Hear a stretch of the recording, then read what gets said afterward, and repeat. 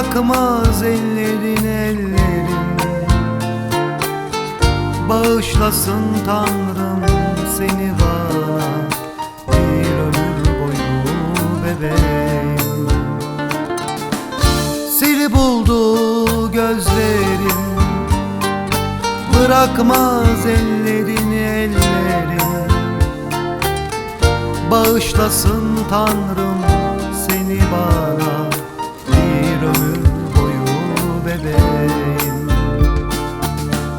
Yağmurlu bir günde geldin sen, o güzel ruhuma girdin sen.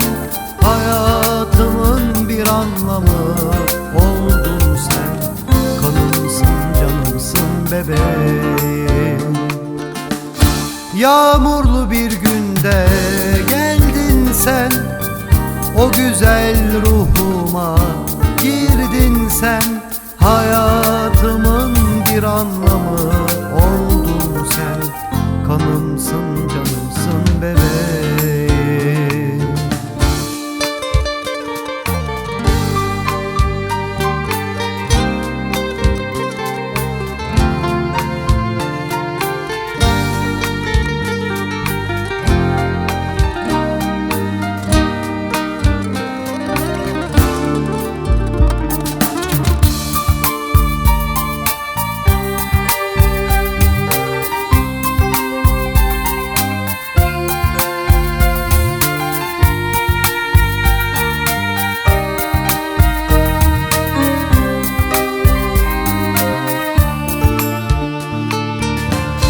Sensiz olmak zor bana, sensiz olmak kor bana.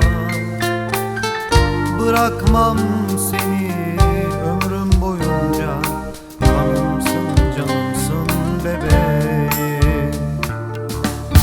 Sensiz olmak zor bana, sensiz olmak kor.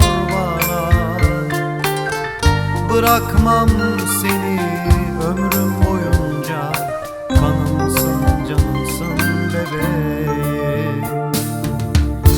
Yağmurlu bir günde geldin sen, o güzel ruhuma girdin sen.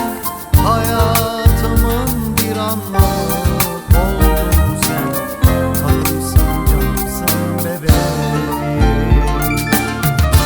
Yağmurlu bir günde geldin sen, o güzel ruhuma girdin sen.